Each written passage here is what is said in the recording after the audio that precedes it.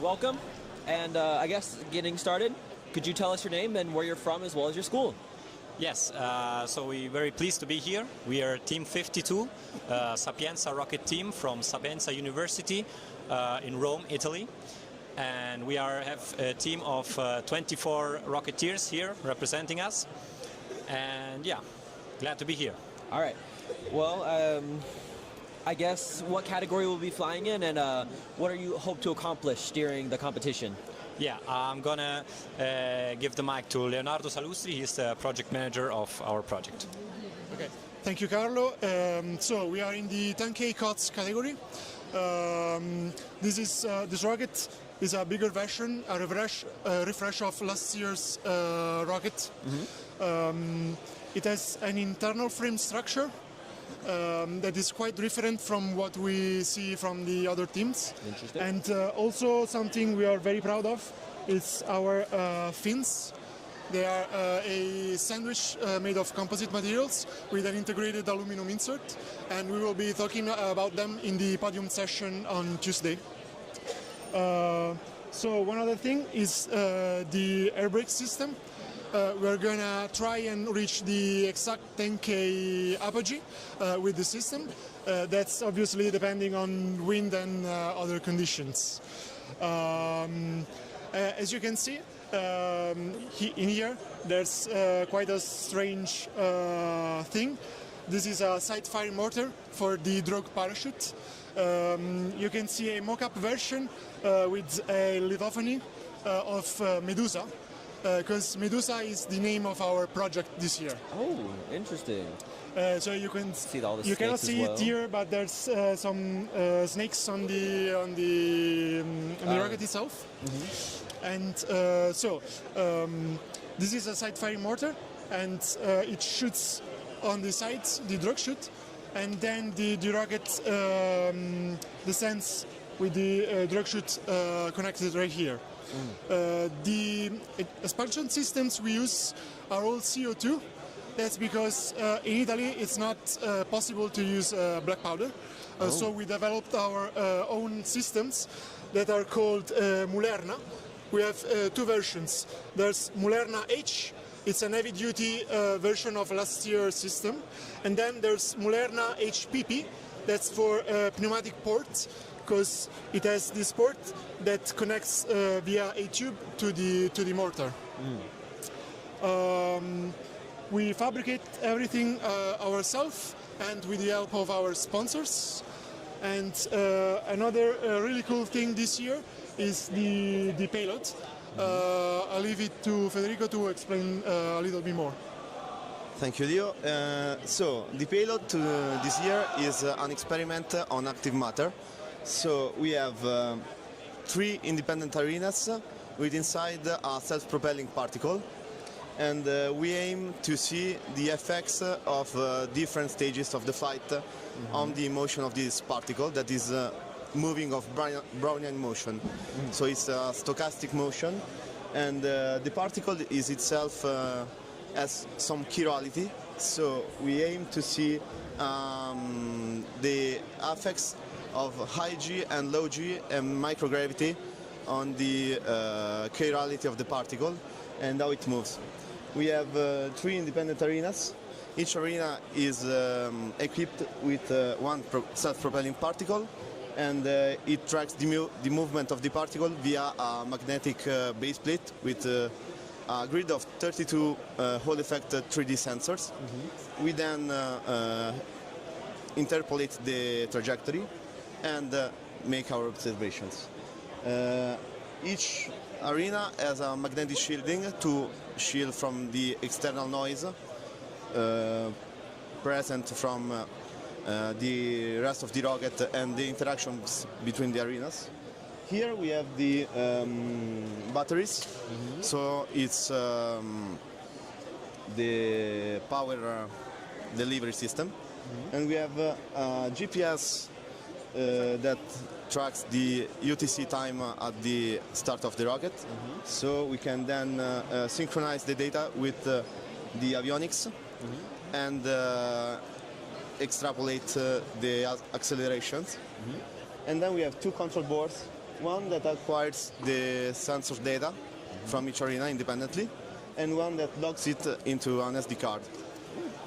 So, Well, that sounds very interesting. A lot of work. And any additional challenges you may have faced, like while building the rocket, or you may encounter while in flight? Well, one of the main design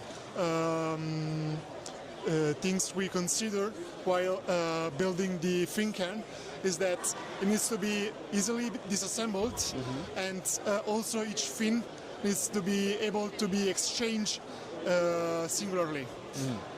This is because we usually do a test flight just 1 month prior to the competition, and in the event the rocket lands on a rock, 1 or 2 fins might be damaged. So what happened in the test flight is that we had an unfortunate failure of the main drug that didn't deploy fully. So the rocket planted on the ground at like 140 feet per second, and the only damage was to the fins. We have one in here that we can show, and so thankfully we had 3 fins already, and then our sponsor company in like only a week produced the fourth, and we were able to exchange all of them and be here and participate in the competition. Cool. So it was quite really close. Yeah. Well, I guess the last couple of questions is anything special about your rocket as well as your team, and who are your 2 sponsors, and who would you like to shout out, maybe from home? Okay, well, I guess a big thanks to all the guys that came here from all the way from Italy, and also to our sponsor companies. Most of them are on this side of the rocket. The biggest shout out is to Gruppo ESRA that helped us with most of the airframe, and also Aliamentis with their Coridian product for they produce the fins.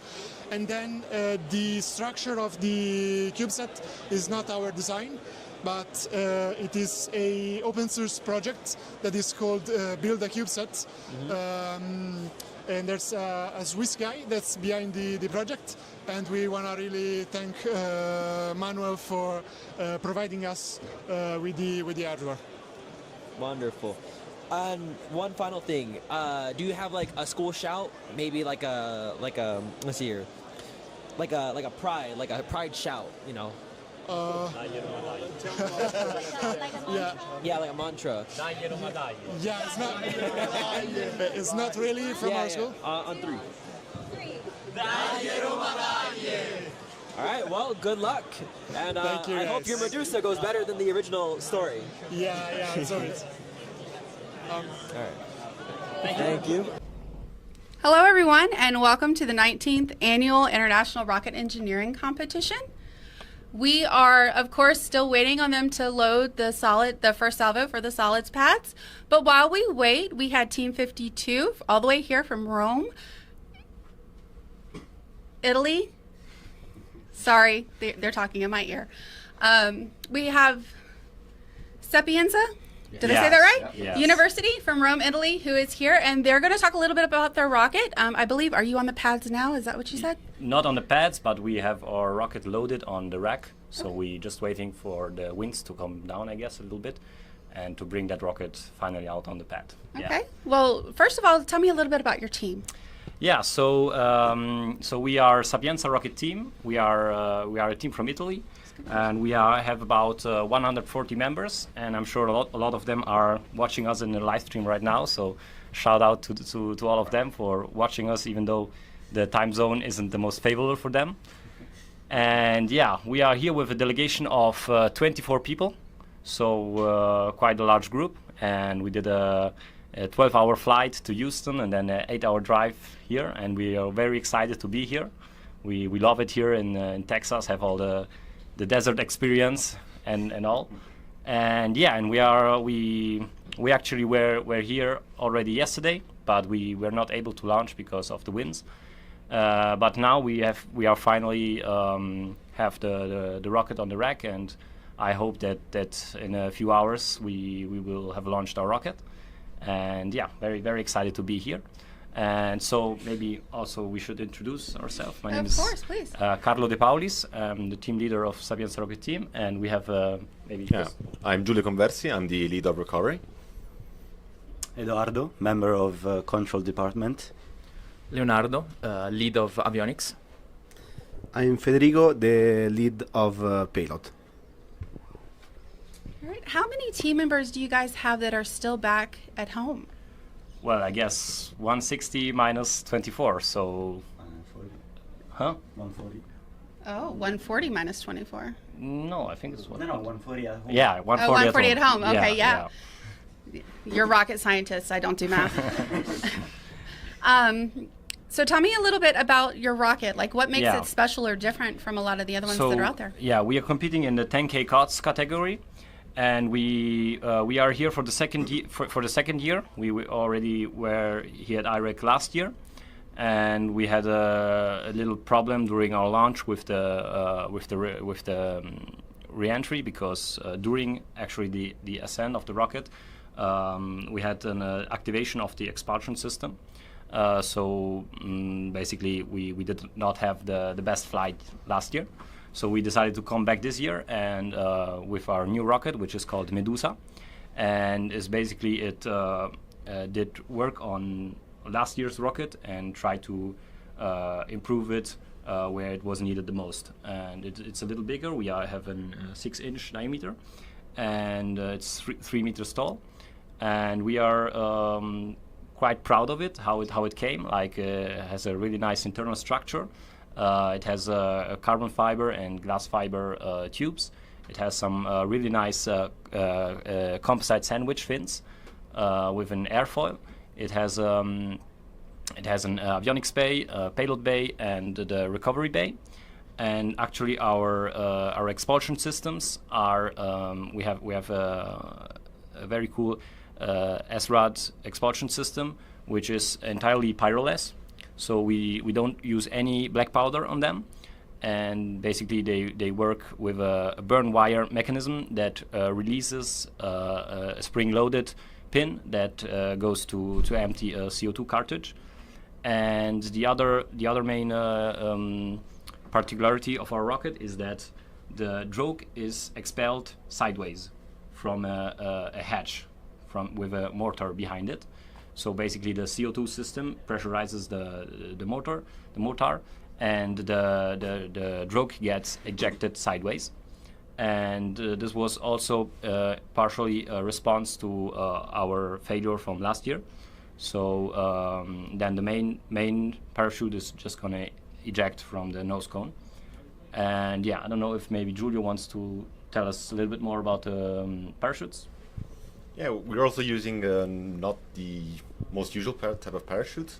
We're using a ring slot for the drogue parachute.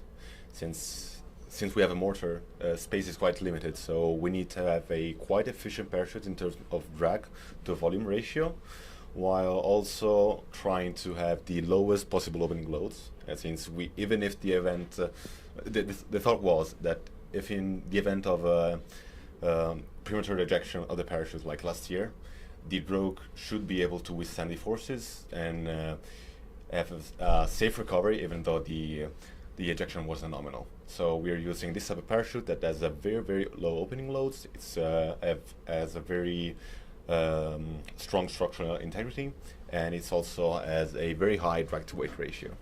Whereas for our main parachute, we're using a toroidal one. Since our rocket is also quite heavy, we are about 24 kilos at burnout. Mm-hmm. So it's also quite limited space in nose cone, so we just have another very, very high coefficient of drag parachute. And since toroidal ones have the best ones, we measured around 1. We have one of the best type of parachute for our situation. Okay, awesome. And did you custom make those parachutes, or did you buy them? All the parachutes, all the deployment bags, everything is made by us. Oh, yeah. Awesome. Mm-hmm. See, sewing is a good thing, right? Yeah, lots of sewing. I know we mentioned before we started filming that you guys are also, of course, participating in the live video challenge. Does anybody want to talk about that? So we're currently mounting 2 cameras on board of our avionics bay, and we will have a camera pointing downwards toward our air brake systems that we will talk about them later. That will be transmitting on 5.8 gigahertz towards our ground station, where we'll recover the video and send it to ESRA to try and participate in the live video challenge. We don't expect anything very exciting other than the air brakes opening, but we will also have another camera pointing upwards that will not be visible on the live stream, that will record in an event of recovery failure, anything. Do you mind supplying live stream with that video when the time comes? We cannot do that. That's a separate camera, unfortunately. Awesome. Okay. I meant after, when you supply your onboard video, or is that not being saved? No, that's being saved, yes. Okay, awesome. If you could supply that, that would be definitely. Amazing. Cool. Well, I think I can continue by introducing myself. I'm Leonardo, the lead of avionics. And we have spent this entire year improving on our last year avionics systems. So we're building a SRAD flight computer that we have already flown last year, but only in data logging mode, even if it was completely, even if it was complete. So it had recovery capabilities. But we decided not to use it last year for safety reasons. But this year we tested it on smaller rockets, and it was successful. We also did a test flight 1 month ago with the entire vehicle, and it was successful. So we're now mounting it as a recovery responsibility. Okay. So this will be the first year where one of our SRAD avionics will deploy our chutes. So we're very excited about that. Awesome. And we'll also are developing our own tracker that will be linked to our avionics systems. That will be like a redundant tracker to the 2 COTS tracker that we already have. We also worked a lot on our wiring system, trying to simplify it and make it more accessible, and to quicken assemble and disassemble times. I know that's really important when you go through like safety inspections and all those things. So. Yes, and we're quite proud of that. And I think that's it. Okay, and tell me about the payload. Yes, I will introduce myself again. I'm Federico. I'm the payload. Oh, sorry. There we go. There we go. I'm Federico. I'm the payload lead. And this year is the first time we have a complete payload department. So the payload is a 3-unit CubeSat, and it was given to us the idea by one of our professors, and so it's in collaboration with 2 physics department professors of our university. And the basic idea is to study the motion of self-propelling independent particles in high G's, medium G's, and microgravity conditions.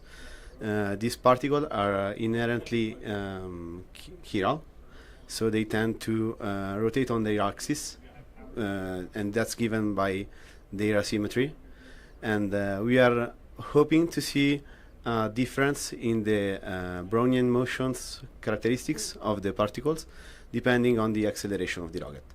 So the high G's and medium G's are quite a little bit more common, but in the microgravity comparison we have no it's the first time it has been done, so we are really excited to see how it handles the microgravity conditions. And the payload is basically everything is has been developed by us except the external structure.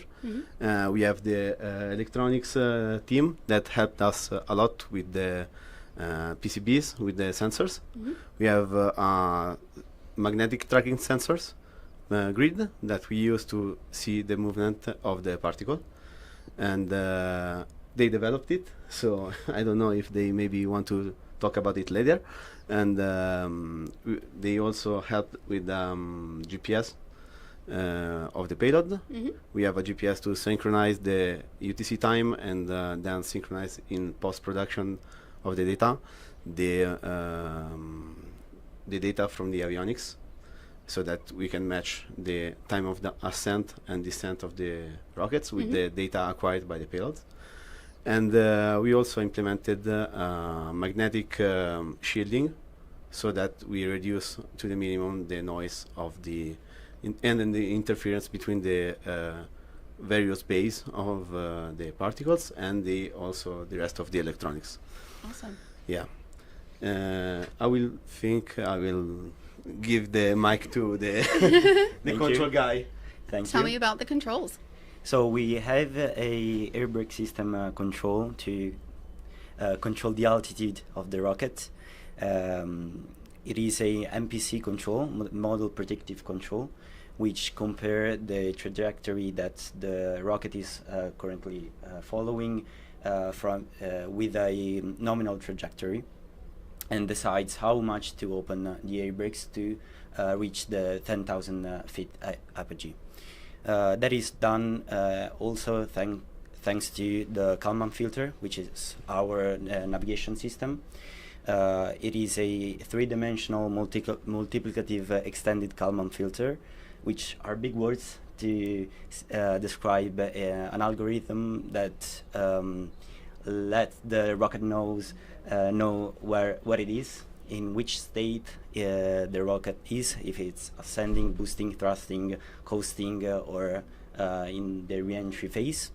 It does so comparing what he thinks the rocket should be, where he thinks it should be, and where the sensor is telling him.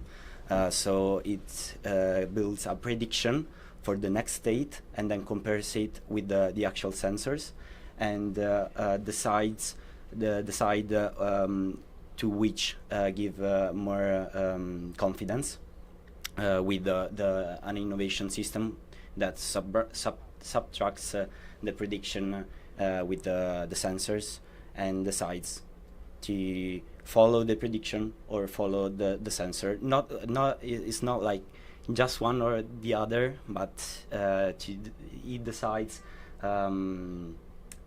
It does a median to know where it is and in which state. I don't know if anyone wants to add something. No, that's all good. I had a question for you, and I think it just left my head. As are there anybody that you want to shout out to? Of course, we're live, so anybody you want to shout out to, including sponsors? I think every member of the team. Yeah, also actually we have a lot of sponsors that helped us build the rocket. Most of our sponsors, I think all of them actually, are like industrial partners for us. So, for example, we had Gruppo ESEA, which helped us manufacture the composite tubes for the rocket. So they actually invited us over to their laboratory, and we did them together with them and their expertise. And then also we talked about the payload, and we want to shout out Manuel from Build a CubeSat, who developed an open source project for a CubeSat mount that is modular, and he provided us with one of his models to test it and to show it around here at IREC, and we really loved it. It's great to use actually. And also we talked about the fins earlier, the airfoil fins. We did them together with a company which is called Coridion, and they helped us, and together with them we built them. So we have a lot of sponsors, and without them none of this would have been possible. And yeah, we are really excited, really proud of our rocket, but also cautious because still anything can happen. So we will wait after the launch to really see what's going to happen. Awesome. Yeah. What is your projected apogee? 10,000 feet. Exactly 10,000 feet? Hopefully. Okay. In simulation, we commit an error of the Kalman filter commits an error of around 2 meters, which I don't know the conversion in feet. 6 feet, I believe. 6 feet. So hopefully, if everything goes right, and thanks to the model predictive control, we will reach the exact apogee. Hopefully. Oh, awesome! That's awesome to hear. All right. Do you guys have? I'm sorry. Do you want to add anything? No, also for the shoutouts, we wanted to shout out some teams that are here at IREC, and one thing that we love about IREC is being here and being able to connect with all of these teams from around the world. And we had a lot of fun yesterday with our tent neighbors from Penn State University. I believe the other one was from Georgia University. And also we had the Argentinians, the Mexicans, and the New Mexico State University, Atomic Aggies, I think they're called. And we had a lot of fun with them. Actually, from the New Mexico State team, one of them came to visit us in Rome like 2 weeks ago. Like he was passing there through, and we didn't know him, but he got in contact with us, and so I also want to say to every rocketry team watching, if you ever come by to Rome, just get in contact with us, and we love to meet you and to show you around our place. And yeah, that's it for the shout out. I don't know if anyone wants to add anything. Anybody else? Okay. Okay. I know everybody has their things. You were talking about your sponsors, and of course we have ours. And like we have SolidWorks, we have ANSYS, and OnShape. Do you guys use any of that software by any chance? Yeah, we use ANSYS for the aerodynamic simulations. SolidWorks no, because we have our university gives us access to another software. So, but actually we were thinking about switching over to SolidWorks, but because we had heard a lot of good things about it. So maybe in the future we'll see. Okay, just checking. All right. Well, that's going to wrap us up here for now. I do want you guys each to take a poker chip. So this is a social media poker chip, and you're each welcome to one. Thank you very much. You're very welcome. And remember, after you guys fly, please come back and let us know how it was after you turned everything in. Did you get one? Yeah, we sure will. Awesome. Well, thank you so much. Thank you so much for having us. And good luck. And don't forget to plug in. Yeah, okay? Yeah, we do that. Okay. We always try for the best. Bye-bye. Awesome. Bye. All right, next up, we have Delta 4, Team 52. This is the last one from the solids pad salvo. So this is Sapienza University of Rome flying their Medusa. So Delta 1452, 10,000 feet, 10K COTS shot, 2500 M2500T Blue Thunder. 10K COTS, 2500T. All right. All right, here we go. We are on Delta 4 with a green light and a clear sky, and we are launching in 5, 4, 3, 2, 1. Oh, we had some motor let go. So we have pieces above the pads. They're falling back down on it.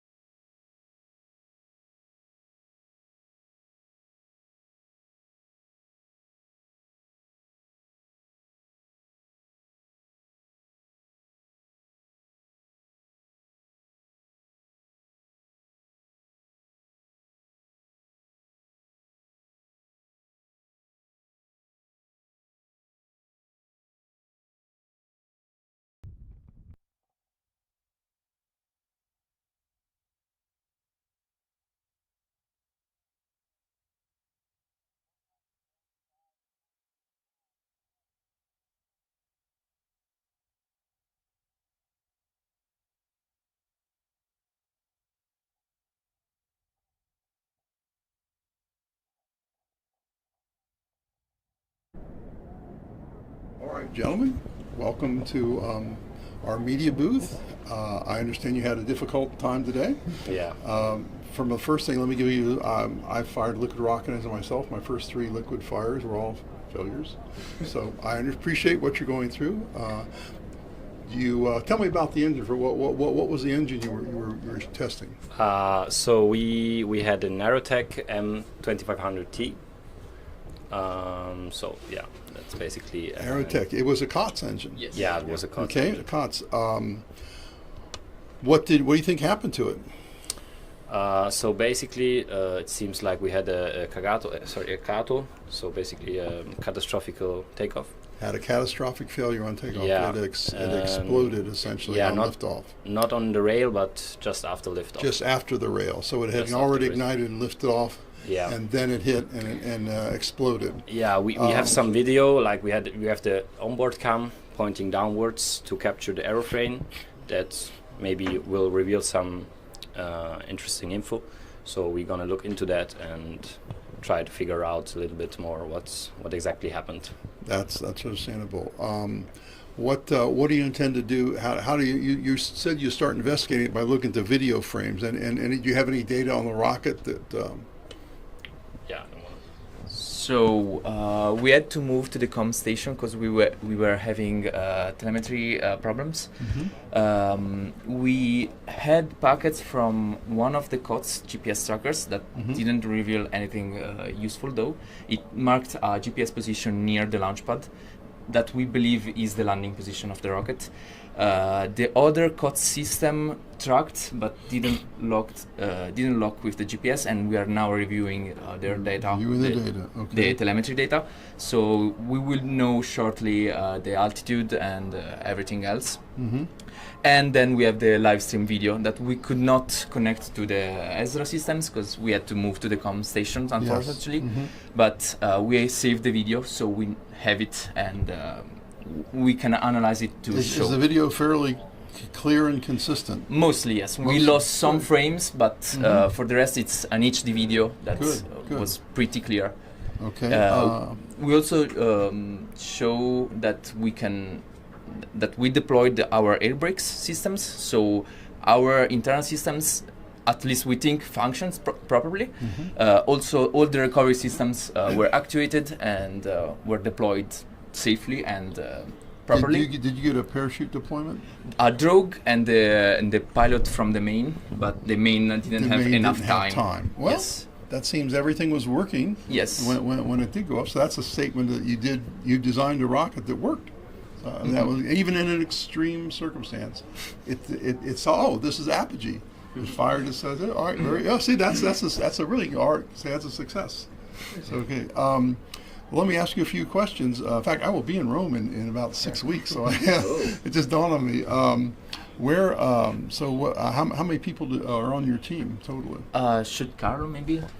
Yeah, we are 160 members on the team. 160. Wow, on this particular project, we had a team of 100 members. Wow. And we are here with 24 members at the IREC. That's wonderful. Congratulations. Yeah. What are your future plans now that you've been here and you've competed? And this is what your first time? Second year. Second time. We were here last year, and we are very very proud of how far we came, and we did very very impressive improvements on our system from past year. So obviously it's very hard that we were so close to get a really good flight to complete this the section of our story. But actually we already from last year had an objective set to have a hybrid engine next year. Okay. Actually the hybrid engine is already since I think 3 years we've been working on the hybrid engine. So for now we have a test version, not a flight ready version. Have you static fired a hybrid yet? Yeah, we did already some testing on some preliminary versions. So Very now good. we are trying to enter in the phase where we can actually produce a version that can be mounted on a rocket.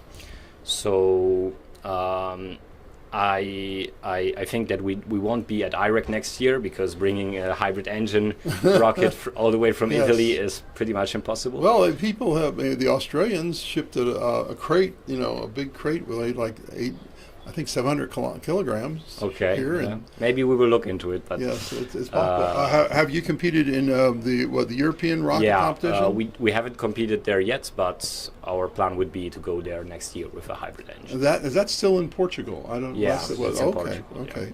I understand. Have you? Are you able to complete in the Technofest in Turkey? We also looked into that, but as it stands, we were planning to go to the EUROC. Okay. Fits a little bit better with our planning. Okay. And yeah, so that's basically. We might look at using that. I mean, the avionics seem to function very well. Yeah, well, I think we can build on a lot of things that okay, from this pause it. project. We'll shut it down. Okay, well, gentlemen, we're about to go to launch. So once again, congratulations on your success that you've had. All right, good luck next year. All right, Yeah. bye bye. Thank you. We're off.